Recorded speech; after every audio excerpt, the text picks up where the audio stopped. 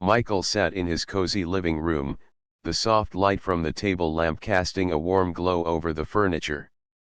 Outside, the day was slowly turning into evening, and the quiet neighborhood was settling into its usual calm. Michael loved this time of day. It was peaceful and made him feel safe. After a long day at work, this was the moment he looked forward to most, sitting quietly, reading a book, and enjoying a cup of tea. But tonight, that peace was about to be broken. A sudden knock on the door startled Michael. It wasn't the usual gentle knock from his wife, Jennifer, coming back from the garden. This knock was sharp, nervous, almost urgent. Michael frowned. He wasn't expecting anyone. He wasn't sure who could be visiting at this hour. Curious but cautious, Michael got up from his chair and walked to the door. He peeked through the small glass window and saw a young man standing on the porch. The boy looked nervous and a little scared. His clothes were simple and a bit worn, and he had dark circles under his eyes as if he hadn't slept well. Michael opened the door slowly, holding onto the door frame as if to steady himself. The boy looked at him with wide eyes and quickly spoke. "Please, sir. I'm sorry for coming like this.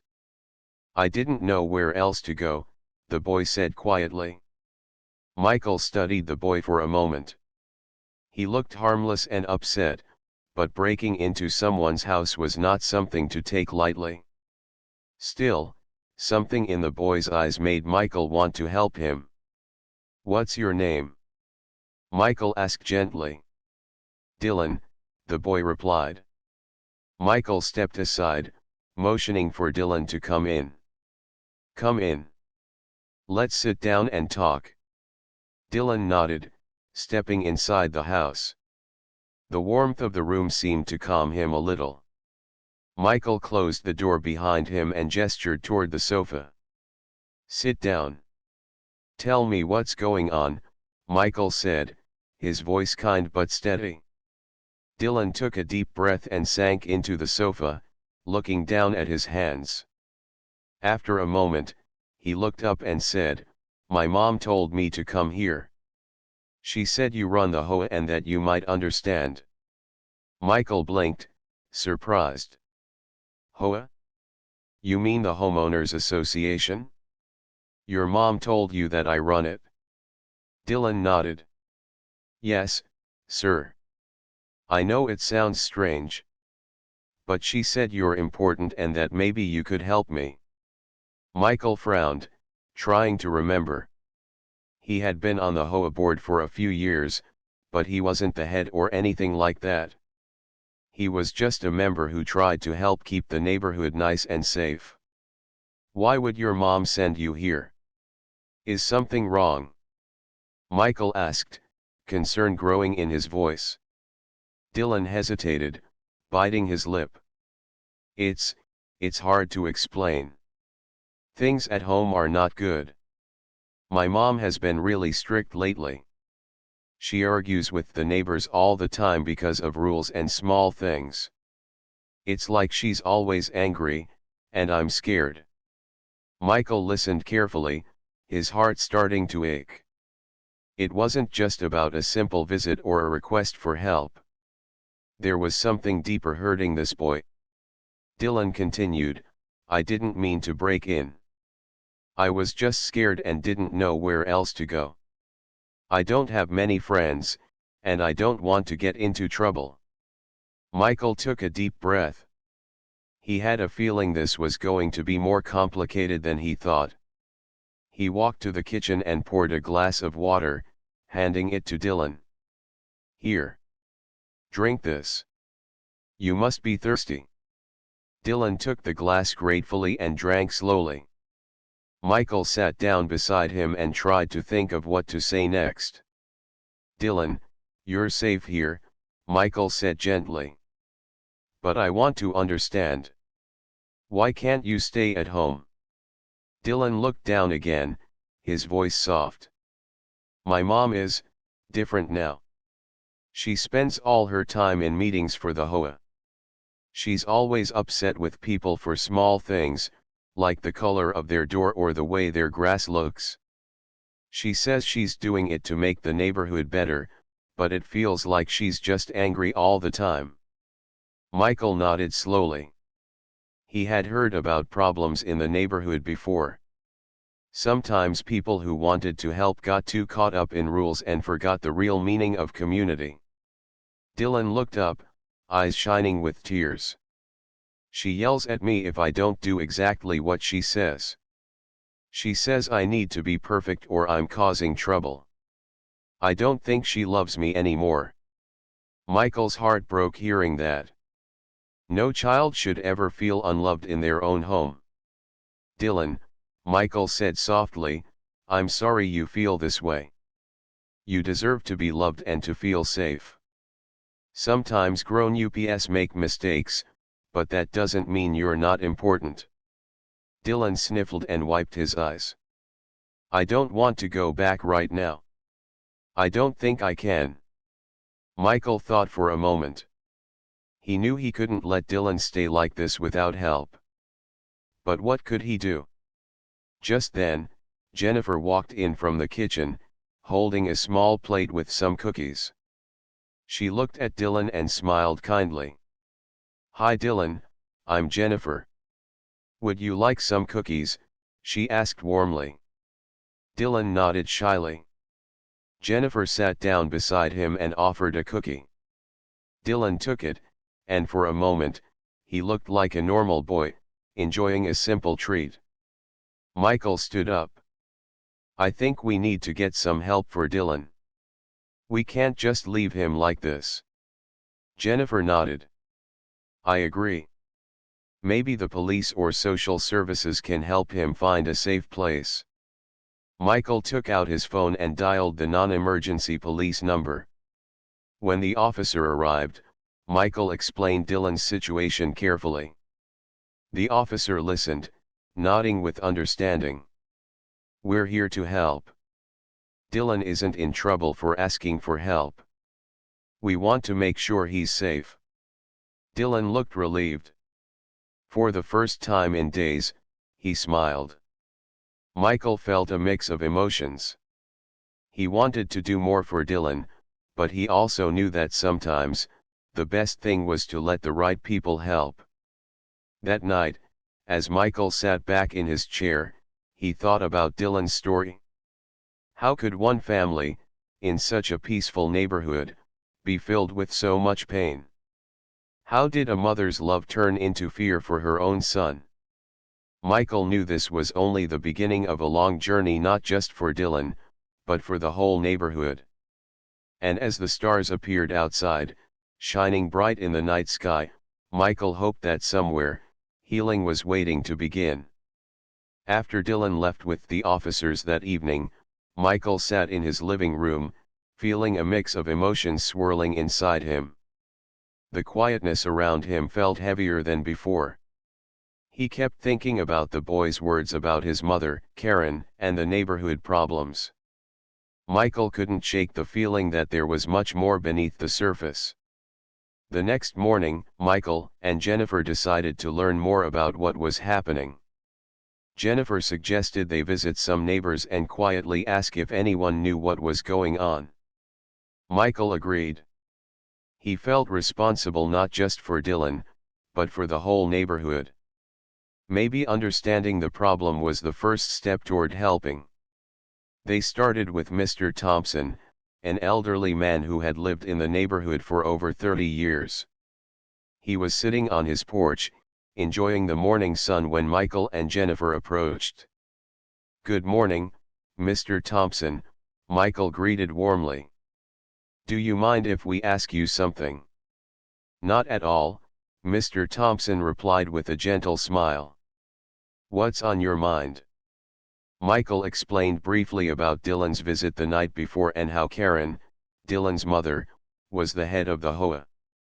Mr. Thompson nodded slowly, his expression growing serious. Ah, yes, he said. Karen has always been a strong woman. She wanted the neighborhood to be perfect. But lately, she's been, Well, different. Jennifer looked curious. Different? How do you mean? Mr. Thompson sighed. She used to be kind and friendly. But now, she's strict to the point where it's hard for people to live peacefully. She complains about everything: how people park their cars, the colors they paint their houses, even the smallest things like where the trash bins are placed. Michael frowned. That sounds stressful for everyone. It is, Mr. Thompson agreed. She's become more focused on rules than on the people who live here. It's created tension. Neighbors are arguing, and the community spirit is fading. Jennifer's face softened. Do you think that's why Dylan is having a hard time at home? Mr. Thompson nodded. Most likely. Kids notice these things. If Karen is always upset or angry, it would affect Dylan deeply. Michael and Jennifer thanked Mr. Thompson and moved on to the next neighbor, Mrs. Lewis. She was younger and had 2 small children. When they told her about Dylan and Karen, she looked worried.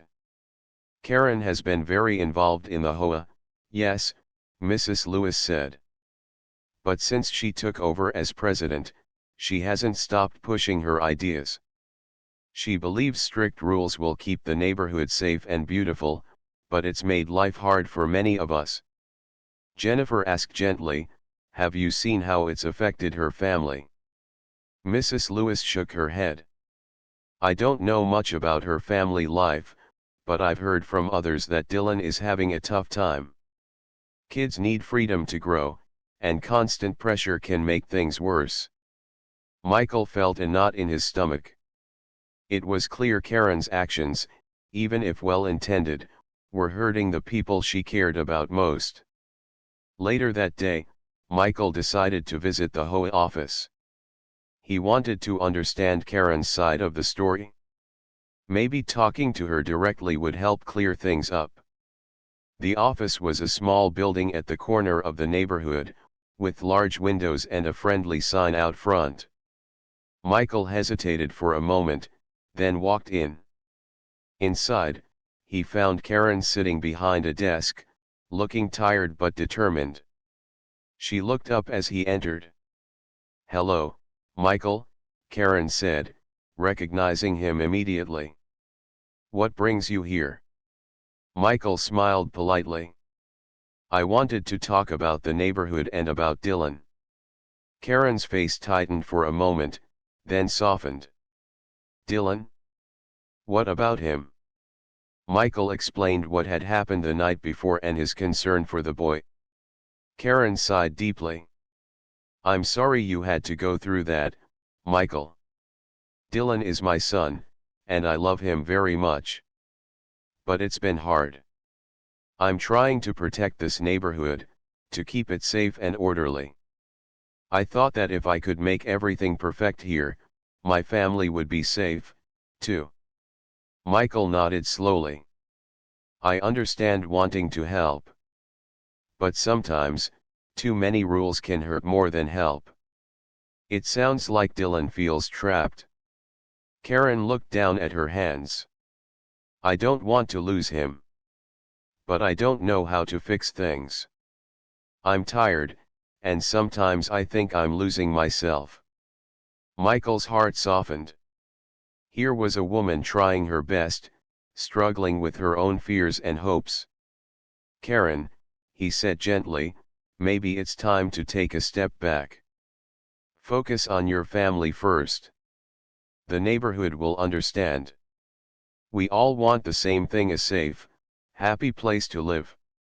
Karen looked up, eyes shining with unshed tears. Thank you, Michael.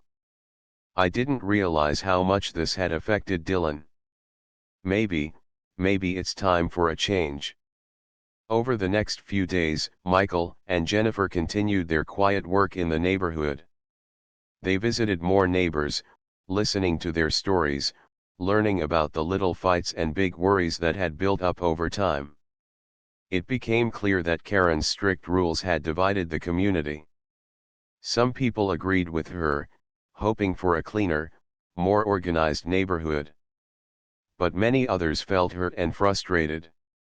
One evening, Michael and Jennifer sat together on their porch, watching the sun set behind the trees.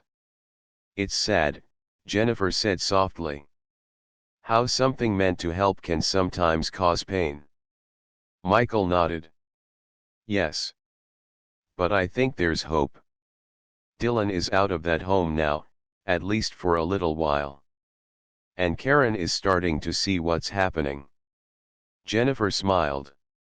"Maybe this is the beginning of healing for Dylan, for Karen, and for all of us." Michael looked up at the stars beginning to twinkle in the sky. "I hope so. Everyone deserves a chance to start fresh." Just then, Michael's phone buzzed. It was a message from the police officer who had taken Dylan into care.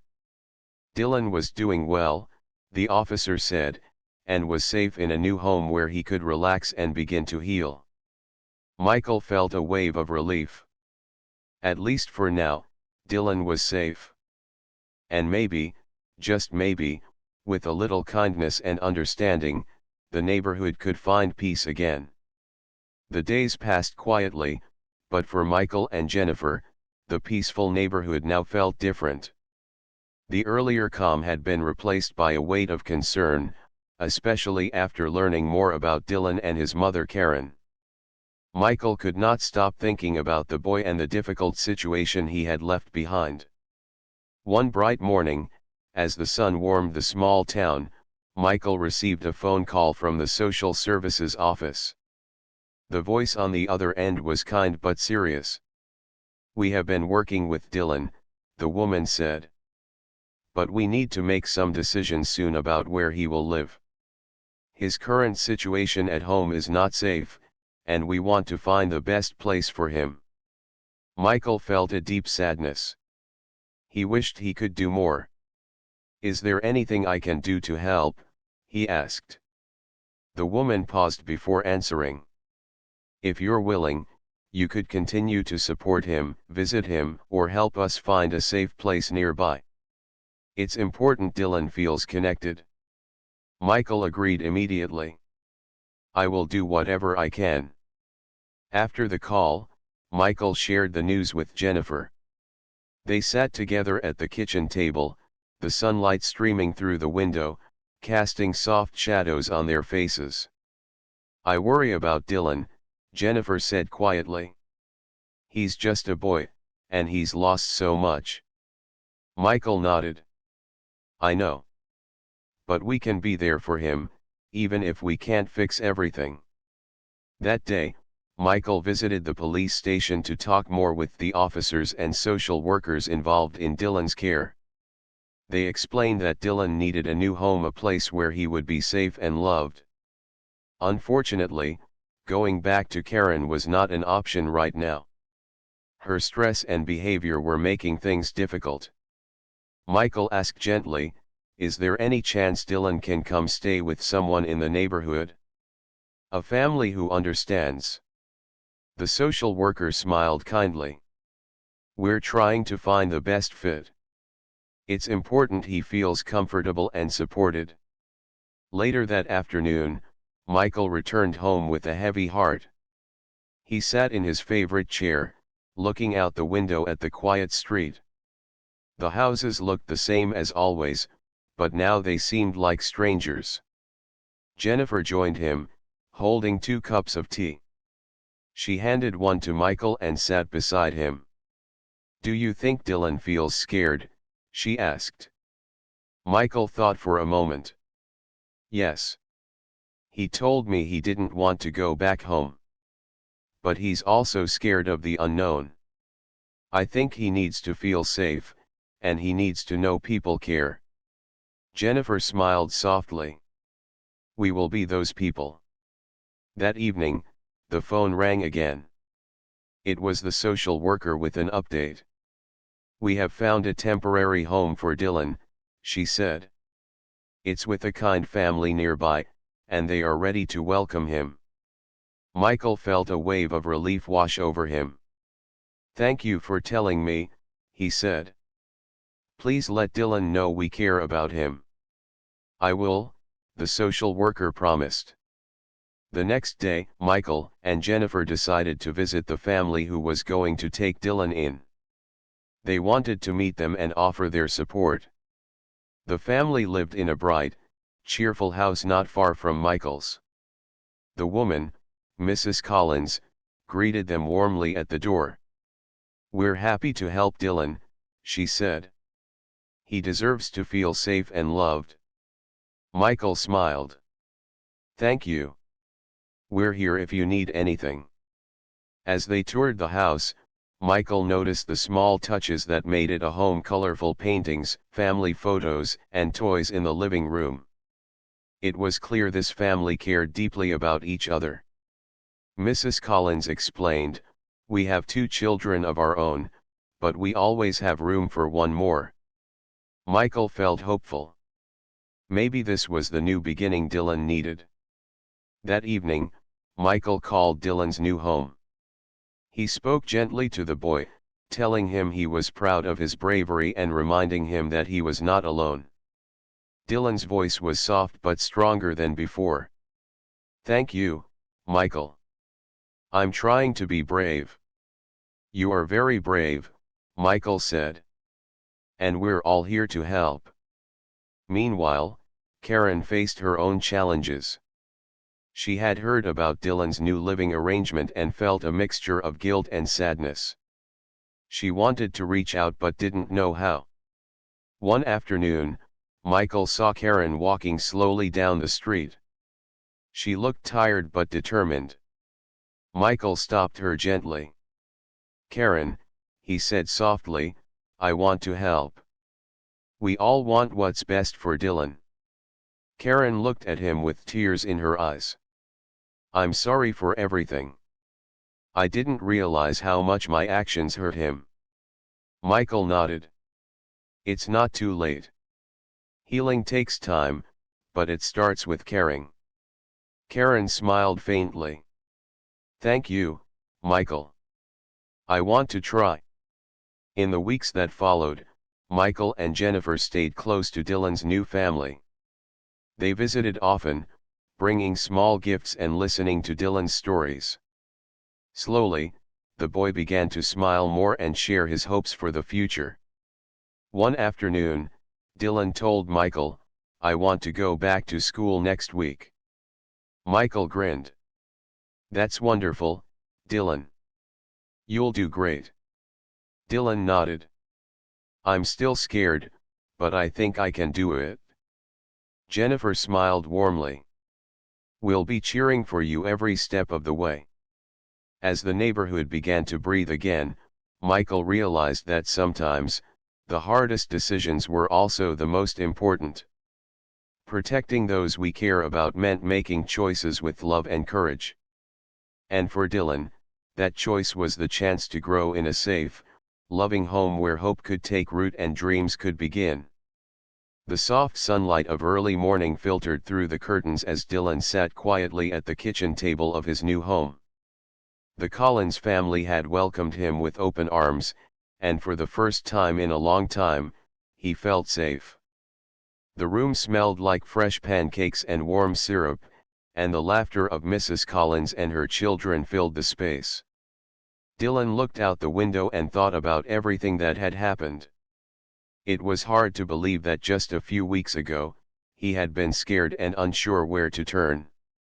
Now, he had a new home, new friends, and people who cared about him.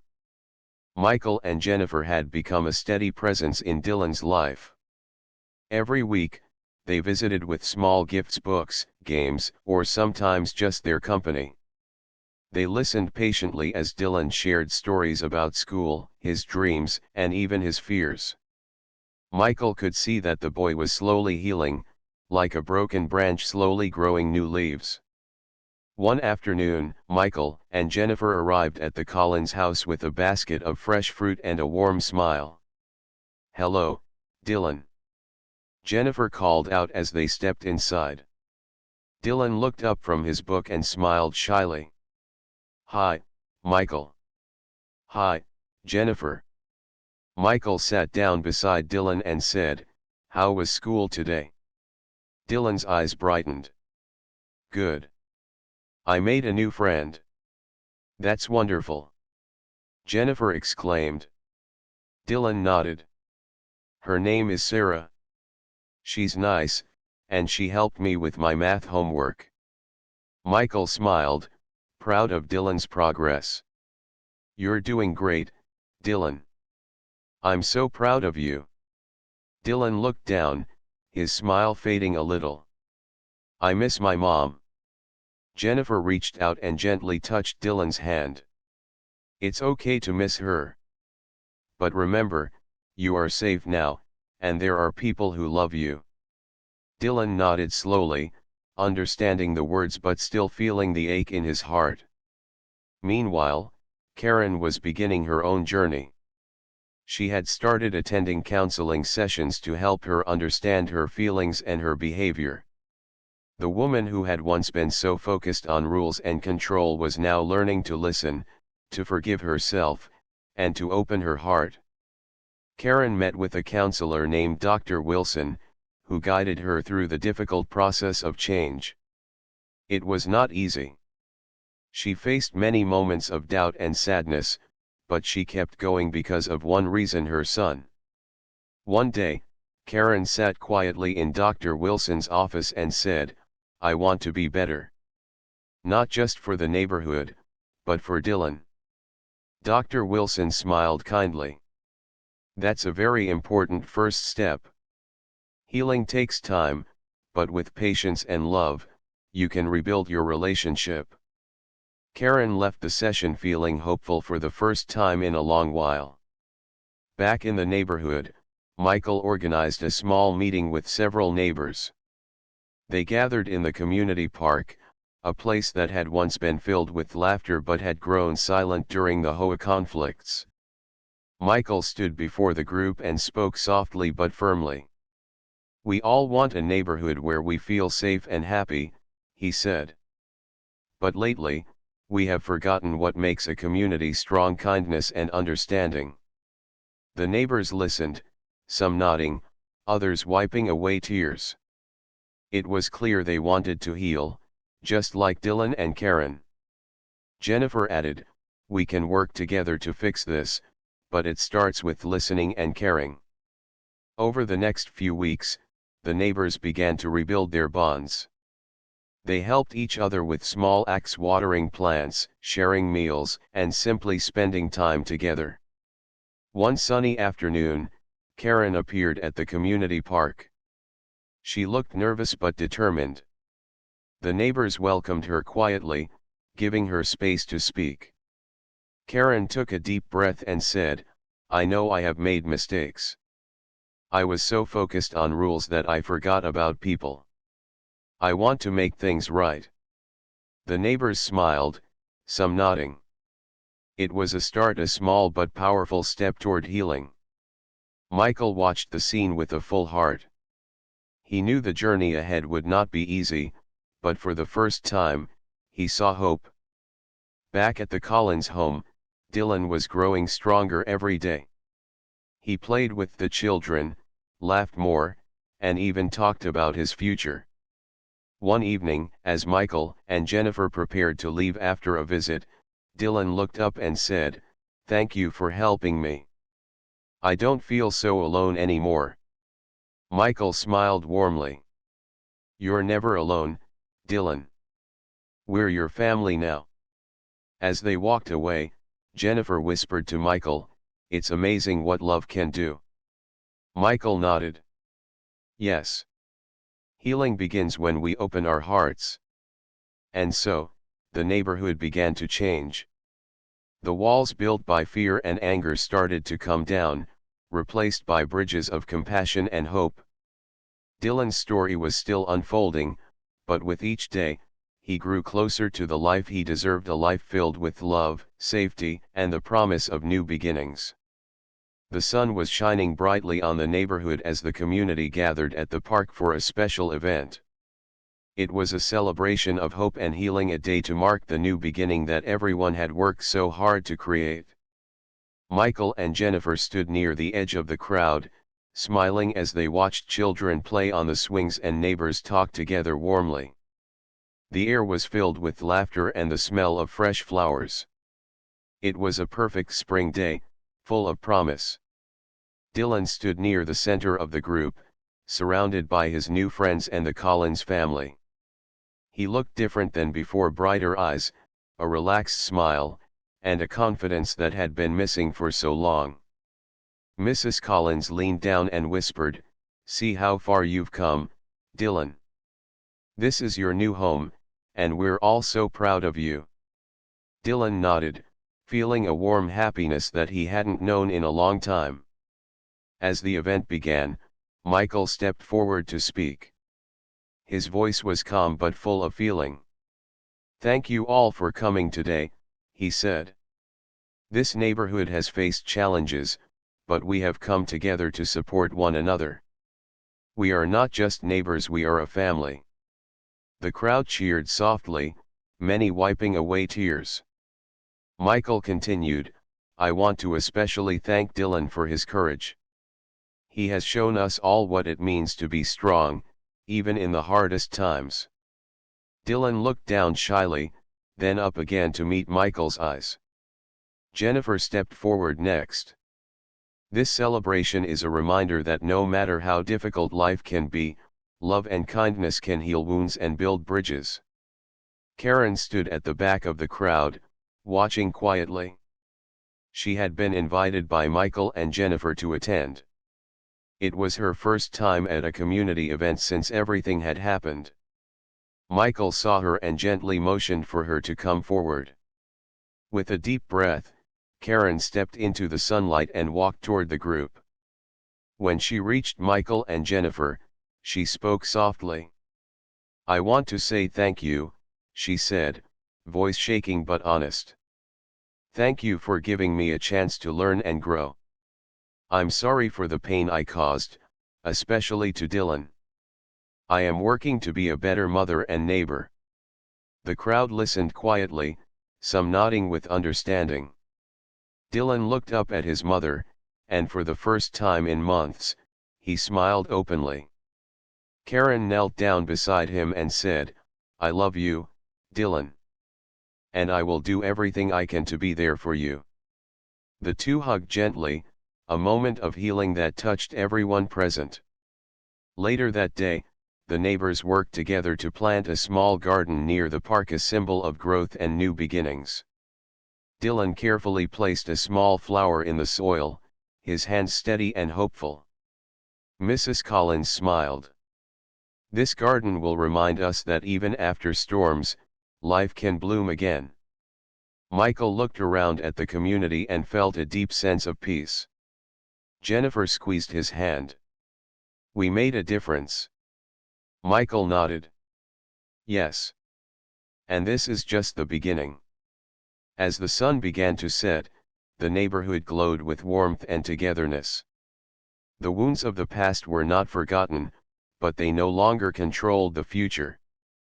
Dylan, Karen, Michael, Jennifer, and all the neighbors had learned an important lesson: true strength comes from love, forgiveness, and the courage to start again.